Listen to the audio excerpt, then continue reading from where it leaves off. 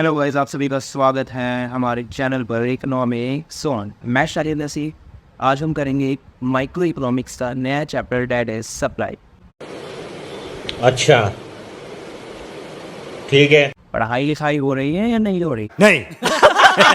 या मौज कट रही है जिंदगी की? नहीं हो रही तो कर लेते हैं पढ़ाई अपनी। और क्या supply. Okay.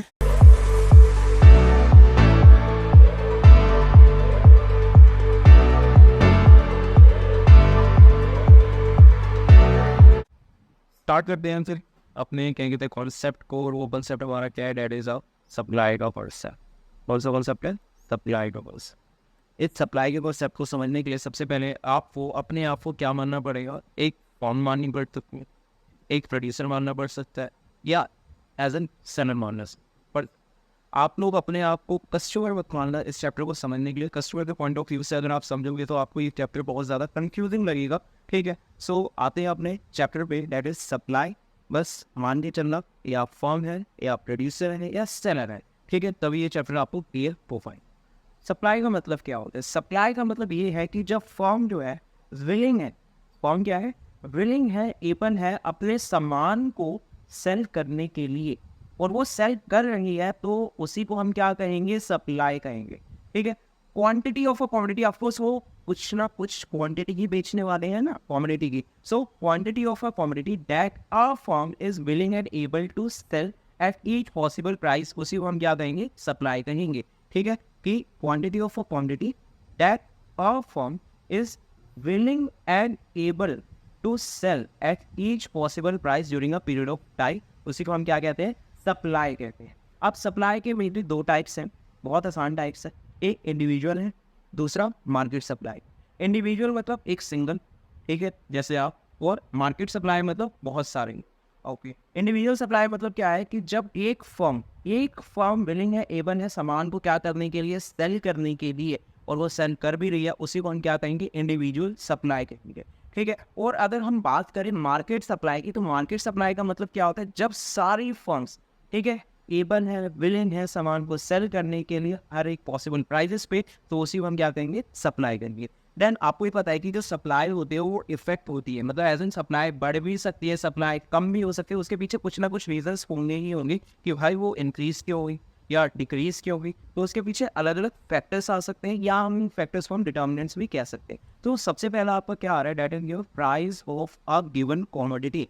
Price of given commodity में क्या है कि इन केस की प्राइजेस इंक्रीज होते हैं, तो जो प्रोड्यूसर है जिसने सामान को बनाया है, जो सामान को सेल करना चाह रहा है, वो अपनी सप्लाई को भी क्या रखेगा? इंक्रीज ही रखेगा, क्योंकि उसको प्रॉफिट ज़्यादा मिलेगा ना, मुनाफा ज़्यादा मिलेगा। और वहीं अगर उसके प्रोडक्ट के प्राइसेस बहुत ज़्यादा कम हो जाते हैं, तो वो सप्लाई को भी क्या कर देगा? कम कर देगा, क्योंकि यहाँ पे जो उसका प्रॉफिट मार्जिन है वो क्या हो जाएगा? कम हो जाएगा। नेक्स्ट हम बात करते हैं प्राइस ऑफ रिलेटेड गुड्स के बारे में। तो रिलेटेड गुड्स नहीं है, मेनली हमारा है other goods. Okay, price of other goods. So other goods, अब आपको ही पता है कि जो रिसोर्सेज होते हैं, रिसोर्सेज के ऑल्टरनेटिव यूजेस होते हैं। हम रिसोर्सेज से बहुत सारी चीज़ों को प्रोड्यूस कर सकते हैं। तो मैं मेनली यहाँ पे दो गुड्स की बात कर रहा हूँ कि मैं रिसोर्स से दो गुड्स बना रहा हूँ, that is X and that is Y. अब इन दोनों गुड्स में से जिसकी भी प्राइजेस क्या रहेंगे? हाई रहेंगे, दोनों में से कोई एक। ठीक है, जैसे एक्स ही है, एक्स के प्राइजेस क्या है? हाई है, प्राइस क्या है? हाई। तो मैं उसकी सप्लाई भी क्या रखना चाहूँगा? हाई रखना चाहूँगा। ठीक है, और वाई की सप्लाई हम क्या कर देंगे? वाई की सप्लाई हम कम कर देंगे। देन आपका आता है third, that is price of factors of production. अब प्रोडक्शन करने में हमें बहुत सारी चीज़ें चाहिए होती हैं। ठीक है, जैसे हमें लैंड चाहिए होता है, हमें लेबर चाहिए होता है, हमें एंटरप्रेन्योर्स चाहिए होता है, हमें कैपिटल चाहिए होता है। ये सारी चीज़ें हैं जो हमारी प्रोडक्शन में हेल्प करने वाली है। अब अगर इनका खर्चा बढ़ जाता है, ठीक है, अगर हमारा कॉस्ट एक सामान को बनाने में क्या हो रहा है? इंक्रीज हो रहा है, तो वहाँ पे क्या कहते हैं, आपको ये पता है कि अगर कॉस्ट इंक्रीज तो प्रॉफिट क्या हो जाएगा? हमारा कम हो जाएगा। और प्रॉफिट कम हो जाएगा तो ऑफकोर्स आप वहाँ पे सप्लाई क्या करना चाहेंगे? कम। तो मेनली क्या है कि अगर कॉस्ट हमारा इंक्रीज हो रहा है तो हम लोग सप्लाई यहाँ पे कम कर देंगे, और अगर हमारा कॉस्ट डिक्रीज हो रहा है तो सप्लाई वहाँ पे हम क्या कर देंगे? इंक्रीज कर देंगे। अच्छा, नेक्स्ट हम बात करते हैं, चलो फर्स्ट हो गया, सेकंड हो गया, थर्ड हो गया। देन हम बात कर रहे हैं फोर्थ, गवर्नमेंट पॉलिसीज। गवर्नमेंट की मेन दो पॉलिसीज की हम बात कर रहे हैं, एक टैक्स है, दूसरा सब्सिडी। ठीक है, ये आ रही है हमारी, that is tax and subsidies. अब टैक्स एंड सब्सिडीज में क्या है कि अगर गवर्नमेंट सब्सिडीज प्रोवाइड कर रही है, सब्सिडीज मतलब कि गवर्नमेंट अपनी तरफ से फाइनेंशियल असिस्टेंस, पैसों की मदद प्रोवाइड कर रही है, तो वहाँ पे अगर भाई सामने से गवर्नमेंट हमें पैसों की मदद कर रही है तो हम उसकी सप्लाई क्या रखना चाहेंगे, इंक्रीज रखना चाहेंगे। और भाई अगर हम बात करें टैक्सेस की, तो टैक्स में बेसिकली क्या है कि टैक्स की वजह से हमारा जो मुनाफा है वो क्या हो जाएगा, कम हो जाएगा। मुनाफा कम होगा तो हम सप्लाई भी क्या रखेंगे, कम रखेंगे। टैक्स हाई तो सप्लाई लो, टैक्स लो तब सप्लाई हाई कर लेंगे। ठीक है, ये हो गया। देन हम बात कर रहे हैं फिफ्थ स्टेट ऑफ टेक्नोलॉजी के बारे में, कि हमारे पास दो मेन टेक्नोलॉजी है, एक आउटडेटेड है, एक अपडेटेड है। आउटडेटेड मतलब पुरानी, ठीक है। तो आउटडेटेड टेक्नोलॉजी में क्या होता है कि हमारा जो पोस्ट है वो ज़्यादा ही रहने वाला है। आउटडेटेड पुरानी टेक्नोलॉजी है या आउटडेटेड है तो ऑफकोर्स पोस्ट ज़्यादा रहेगा, पोस्ट ज़्यादा रहेगा तो प्रॉफिट हमारा क्या कम हो जाएगा, प्रॉफिट मार्जिन हमारा कम हो जाएगा, तो हम उसकी सप्लाई कम ही रखना चाहेंगे। और अगर हम अपडेटेड टेक्नोलॉजी की बात करें तो अपडेटेड में जो पोस्ट होता है, पोस्ट कम हो जाता है, प्रॉफिट मार्जिन हाई हो जाएगा, जिसकी वजह से वो सप्लाई भी हम हाई रखना चाहेंगे। और लास्ट आपका आता है सिक्स्थ ऑब्जेक्टिव। ऑब्जेक्टिव में क्या है कि मेनली आपकी कंपनी का मेन गोल क्या है, आपको करना क्या है। अगर मेन गोल जो है आपने जो कंपनी ओपन करी है वो सिर्फ और सिर्फ पैसों के लिए करी है, मतलब मेनली प्रॉफिट के लिए करी है, तो वहाँ पे हम सप्लाई हाई रखना चाहेंगे। ठीक है, क्योंकि हमारा मेन ऑब्जेक्टिव क्या है, पैसा, प्रॉफिट। ठीक है, इस वजह से सप्लाई भी हाई रखेंगे। नेक्स्ट आपका जो टॉपिक है that is factors affecting market supply की, वो हमने अभी जो बात करी वो इंडिविजुअल सप्लाई के फैक्टर्स के बारे में हमने बात करी है। अब जो हम बात कर रहे हैं वो मार्केट सप्लाई के फैक्टर्स के बारे में हम बात कर रहे हैं। सबसे पहला आपका आता है फ्यूचर प्राइस एक्सपेक्टेशन। अच्छा, एक चीज़, जो इंडिविजुअल सप्लाई के फैक्टर्स हैं वो मार्केट सप्लाई के भी फैक्टर्स हो सकते हैं, लेकिन जो मार्केट सप्लाई के फैक्टर्स है वो इंडिविजुअल सप्लाई के फैक्टर्स नहीं हो सकते। ठीक है, तो मेन जो बात कर रहे हैं अभी मार्केट सप्लाई के फैक्टर्स, तो ये जो तीन फैक्टर्स है वो इंडिविजुअल में नहीं आ सकते। So future price expectation, future price expectation का मतलब क्या है कि अगर फ्यूचर प्राइस इंक्रीज हो जाए, फ्यूचर में जो प्राइस है आपके प्रोडक्ट का इंक्रीज हो जाए।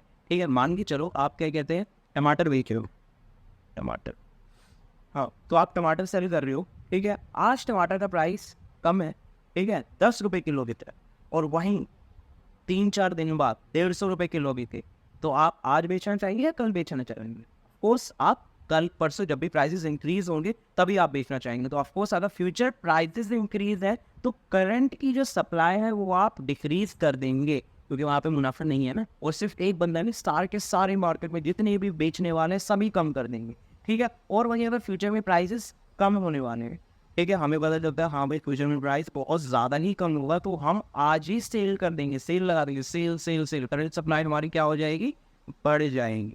ठीक है, अच्छा, नेक्स्ट हम बात करते हैं number of firms in the market की, एज एन फर्म्स भी इफेक्ट करती है सप्लाई को, कि एक एरिया है जहाँ पे क्या कहते हैं एक ही फॉर्म है, बेचने वाला एक ही है। ठीक है, तो वहाँ पे सप्लाई हमारी कमी रहेगी, और वही पता चलता है कि भाई उस बंदे को बहुत ज़्यादा प्रॉफिट हो रहा है। ठीक है, तो और भी फर्म्स आना चाहिए। जब फर्म्स इंक्रीज होंगी, पहले एक फर्म थी, फिर 2 फर्म हुई, फिर 3 फर्म हुई, तो जैसे जैसे फर्म इंक्रीज होगी वैसे वैसे सप्लाई भी, मार्केट सप्लाई क्या होता जाएगा, इंक्रीज। देन आपका आता है means of transportation and communication की, अगर आपके पास ट्रांसपोर्टेशन एंड कम्युनिकेशन का जो जरिया है वो बहुत ही ज़्यादा बेहतर है तो मार्केट सप्लाई वहाँ पे इंक्रीज रहने वाली है, और वहीं अगर ट्रांसपोर्टेशन एंड कम्युनिकेशन का जरिया आपके पास है ही नहीं तो मार्केट सप्लाई हमारी क्या रहेगी, डिक्रीज रहेगी। ओके, सो उम्मीद करता हूँ कि आपको ये चैप्टर समझ में आया होगा। अभी तो बहुत कम टॉपिक्स हमने कवर किए, आगे और भी टॉपिक्स और भी इस पूरे चैप्टर को कंप्लीट करेंगे। तो अभी तक जितना भी टॉपिक हमने किया उम्मीद करता हूँ आपको समझ में आया होगा, और आशा करता हूँ कि आप हमारे चैनल को सब्सक्राइब करेंगे, करवाएंगे, लाइक करेंगे, शेयर करेंगे और कमेंट भी करेंगे।